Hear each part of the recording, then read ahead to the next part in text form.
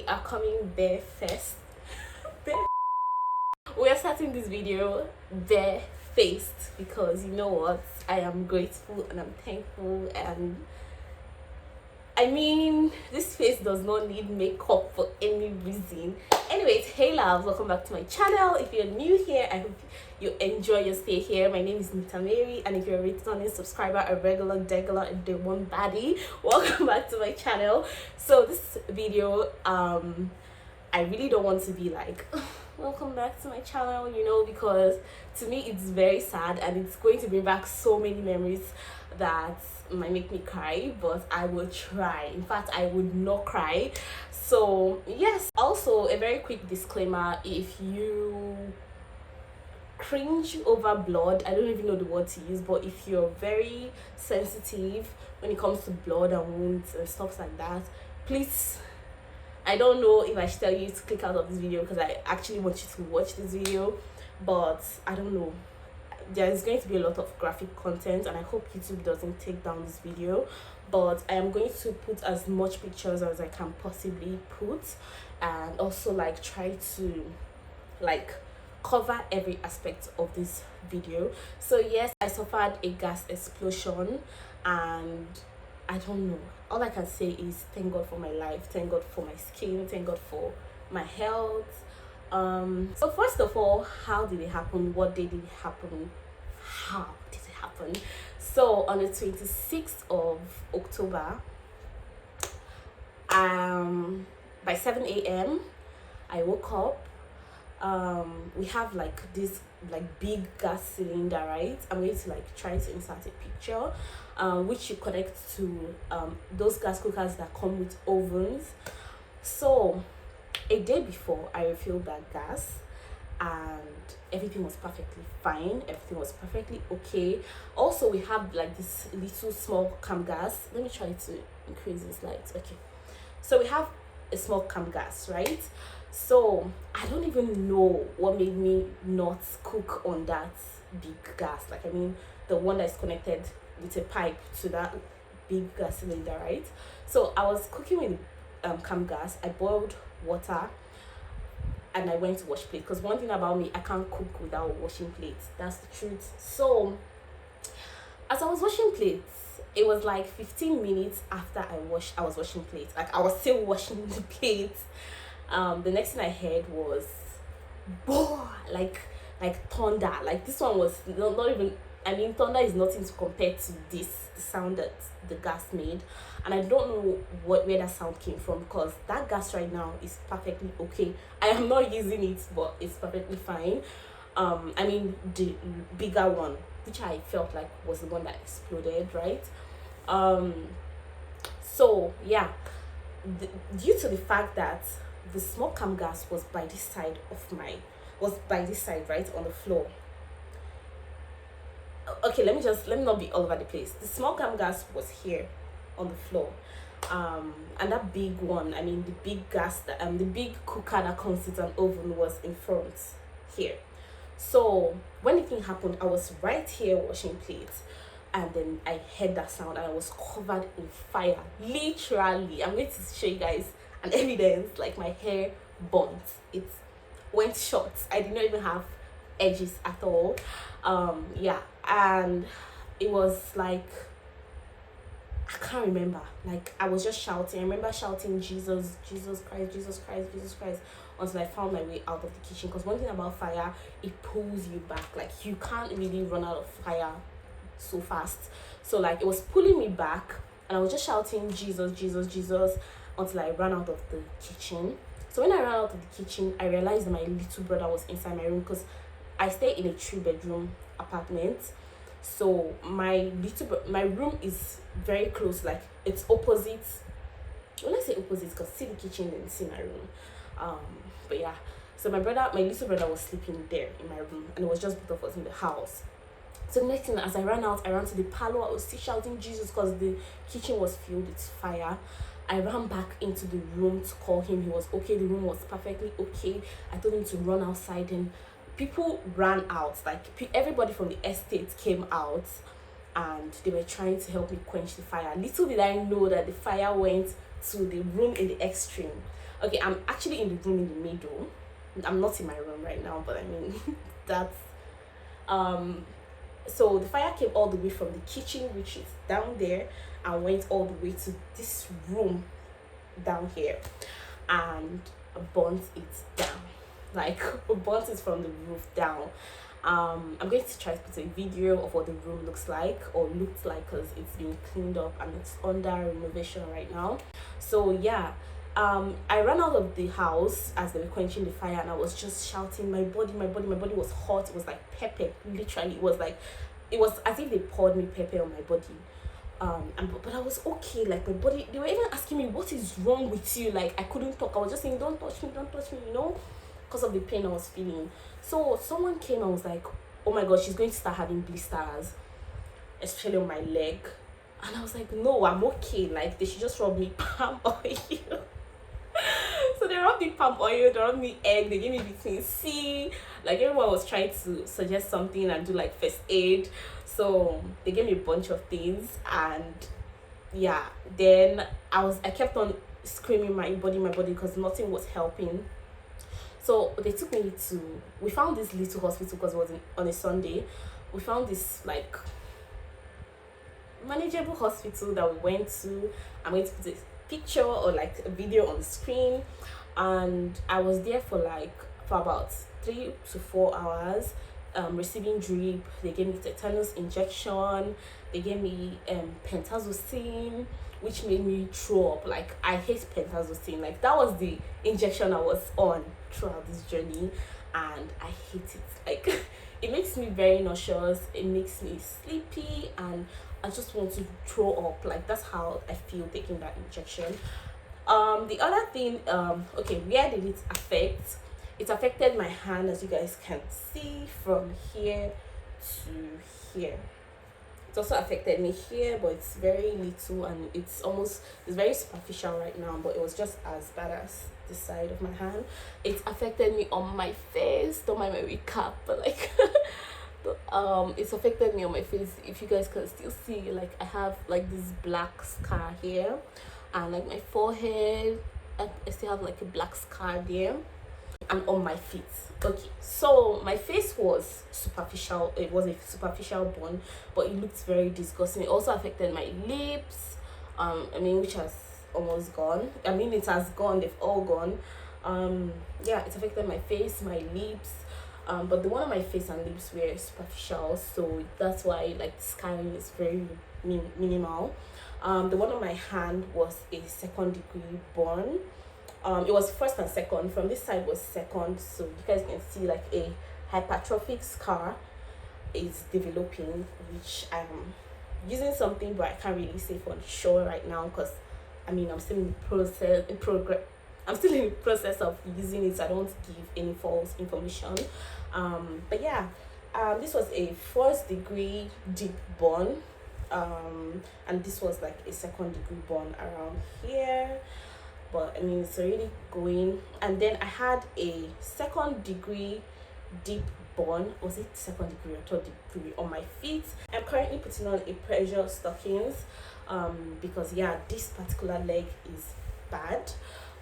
This other leg is almost healed. It's healed. I can touch it. It doesn't, if you guys can see, my skin is returning around here. But yeah, okay, yeah, so that's it. My leg was a deep burn. It needed skin grafts, which obviously skin graft is very scary at first, but it's the right thing to do. The next thing is, how did I look after the burns? How did I look? My face was disgusting, and to be completely honest, it made me very depressed. I was very, very depressed throughout the first week. Anytime I pass the mirror and I look at my face, I'm like, who is this? I'm like, who is this? Like, I know I'm using smile to cover this whole thing up, because if I don't smile, I'll get emotional, and I don't want this video to be like that. So yeah, and then my body had blisters. My leg had a very huge blister that did not want to pop. And my hand had blisters. This part the blister already broke, so it was so painful because it wasn't covered, and I was just trying to do like home treatment for the first week. I did not go to the hospital after that day. After the clip where you guys saw me in the hospital, I came back the same day. Yeah, throughout that week I was at home because I was scared of what they are going to do in the hospital. So after the first week, my brother, who's a medical doctor, said I need to go and see a plastic surgeon because of my leg. I was so scared, so I was procrastinating the whole thing. Like I was like, I'm not going to go, and which also resulted me to seeking for herbal, what would I call it? For herbal, you know, you get it. If you don't get it, forget about it. So I seeked for a herbal man. He came, he rubbed me a bunch of things on my body. I was looking so disgusting, and yeah, and it did not work. I wouldn't say it did not work because I didn't really do it. I just did it for like 3 days or 4 days. Then I was forced to move to Enugu, which I went to a private hospital and saw a plastic surgeon. So, how did I feel on my first day in the hospital at Enugu? Guys, when I was leaving Umahi at Enugu, I thought it was going to be like a 3 days trip. Like I'm going to see the doctor and come back home. Cool. So little did I know that I was going to stay for a month. I mean a month. And so the first day I got there, they were like they have to wash out the mud on my skin to be able to assess my wound. So I thought it was something, less painful, like you just wash it and then look at it and give me like drugs to take and that'll be it. Guys, I was not on anesthetics. I was not on any type of drug or injection or anything at all. I reached there. We went to the dressing room. He brought out saline water and a dry gauze. And he was cleaning, and as he was cleaning, my skin was peeling. And as my skin was peeling, it was pink. Like I will show you guys, I will put pictures. And then when it got to my leg, because as he was peeling, the ones that could not peel, he would like literally peel my skin out. Like instead of like washing it with the gauze, he would peel my skin out. Not just a dry gauze, please, it was a soaked gauze. It was soaked inside saline water. And yeah, and then where it even hurt the most was my feet, because I had to also wash my face. You guys would see my feet were so swollen. Like I had the worst edema. I still have edema. That's why I'm using my pressure socks. This is what the pressure socks looks like. I think I bought it 6,000, 6,500 or 6,000. I mean it's thigh high. It goes all the way up to your thighs, and it is so like can you guys see? This thing does not stretch. Like this is how much it stretches. So you guys can imagine the kind of pressure it puts. It's very painful. Even now I'm putting it on, it's painful, but it's not something unbearable. It's just like my pain tolerance is very low. Okay, so after the peeling and he had to dress it with a cotton wool, a gauze, Sofral 2, Wasan ointment, yeah, and a bunch of things. So, and a honey care. Yeah, I used the honey care. It contains povidone, iodine, I think, mixed with honey. So those are the things he used to dress it, and maybe I'm not saying everything, but those are the ones I remember. So and then that first night was the worst day of my life. First of all, the peeling of my skin was the worst day because I was screaming to the point that my cousin had to come and literally say, "Why are you peeling her skin?" And he told her to get out of the room. Like it was drama, guys. I was screaming. Like I don't know how to explain the level of the pain. It felt worse than being inside fire. Like I am not even joking. Like I am not joking. That's how it felt. That's how bad it was. And I used to try to at least walk a little bit with my swollen feet and like the blister on my feet. But the moment they peeled and dressed my wound, I could not move. Like I was paralyzed. Literally, I could not move my leg. Like it was so hot. Like it was painful. Like I don't know how to explain the pain. 20/10. Like that's how painful it was. And the first night was, oh my god, I could not stay. Like I kept on crying until they had to give me like a drug that puts me off. And also I would say um almost throughout that period I was sleeping. I was on cocodamol, I was on pentazocine, I was on tramadol, so you guys can imagine, like I was taking all these things. And like I would always sleep, like my phone would always, like people pick my phone for me. I would always be online, but I wasn't online. So like it was a lot for me, it was a lot. um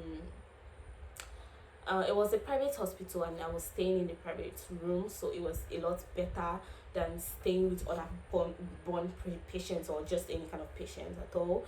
But like the pain level is out of this world, and they were dressing my wound every other day. That's if they dress it today, they won't dress it tomorrow, they'll dress next tomorrow until it started healing, then they'll dress it after 2 days or after 3 days, like that. So like every time my dressing is the next day.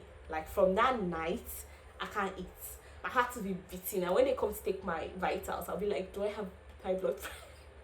Do I have high blood pressure? Because that's literally how I felt. The pain, man, when I tell you the pain of dressing my wound, like undressing the wound, this is how if I can find a video, I'm going to put it. Like I always run mad, like I would be screaming. So like the first few days he wasn't giving me any pain reliever whenever he wants to, or anesthetics whenever he wants to, anesthesia, anything anything they call it, whenever they want to dress my wound. So like one day I was like, can't you guys give me something, right? Maybe he felt like I could tolerate the pain, but I couldn't. And like I've heard of people who die from like pain from born, and I couldn't tolerate it. So he started giving me they would give me pentazocine like 20 minutes before my dressing. And man, when I tell you that nothing is easy, even like simple injection, I would scream, I would shout, I would die, I would, you know. I mean, like the experience is something that I wouldn't wish anybody. It wasn't funny. I was in pain 24 hours a day, non-stop. Even as I'm sleeping, I am in pain. As I'm sleeping, I'm in pain.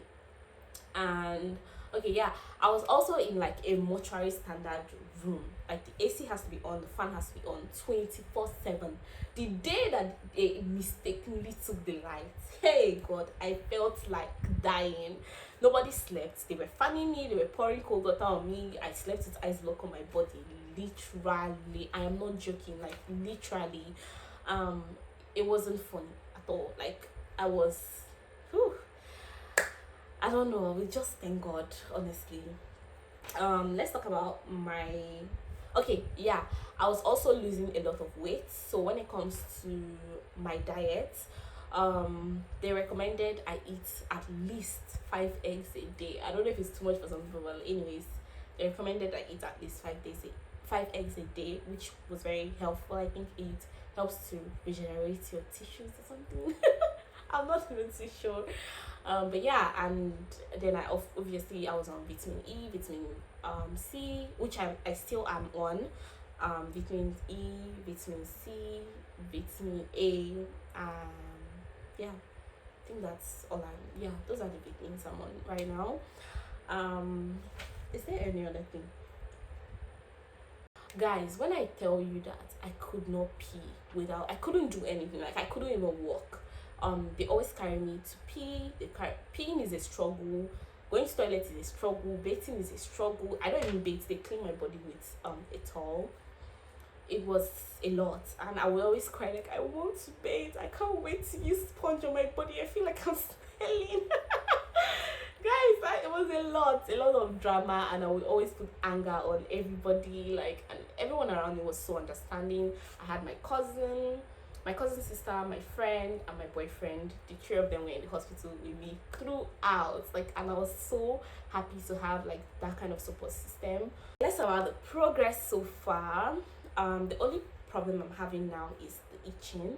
I can't stand in one place for a long time. Like, I can't stand and like wash plates or stand and dress in one position for a long time. I have to be walking around because the itching is very uncomfortable. It's very disturbing. Like, it's it's kind of painful, and I don't know if I should use the word painful, but it's disturbing. Like, you just won't be yourself. You just won't be yourself.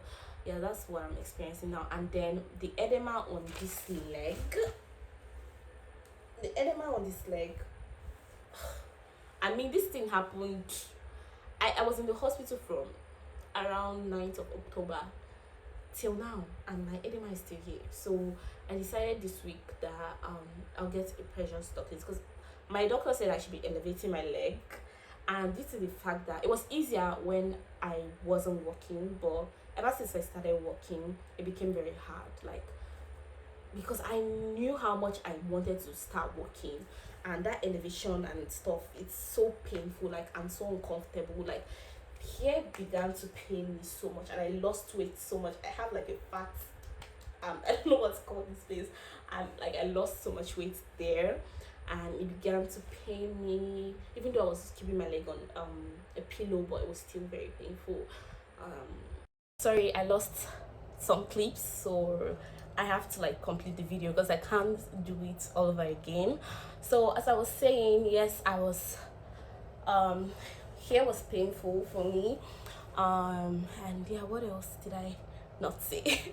I don't want this to be all over the place, but yeah, that's basically it. My progress so far is that I can walk, the itching is there, the swelling is coming down very well because of the pressure socks, and I've been elevating my leg, and I use this gentamicin. That's what I'm currently applying on my leg, just this. And for my face, I just use my sunscreen. I'm going to put this on the screen because I don't know where I dropped it, but yes. Yeah, so I just apply gentamicin on my hand and my legs. For my face, I don't do anything. I just do my regular skincare, like using my okay, I use this face toner from Beauty Formula. That's what I use on my face, and I use the serum from Beauty Formula as well, but like, it had nothing to do with the healing. My face was already healed. I'm just using it so that the scar on my face I mean, it's becoming minimal by the day, but you guys can see like this line here. Yeah, so I'm just trying to make it blend with my skin, with my face, which, I mean, I don't know if it's helping. I would say it's helping, but I won't say that I'm promising that that's what's really helping, because my face was already better before I started using it. Yeah, that's basically it, and I hope you guys enjoyed this video. I'm so sorry, this is not how I wanted this video to be, but I lost some clips, and I know that if I try to do this video again, I might forget some things, and I don't want that. I'm sorry this video might be too long for some people, but I'm so grateful if you've come this far. Don't forget to like, share, and subscribe to my channel. Leave a comment below, ask me any questions, and I'll try my best to answer as much questions. Also, please don't forget to follow me on TikTok, because I made a video about my bun, and it has blown my TikTok, and I am so grateful. And yeah, I'll see you guys in my next video. Bye.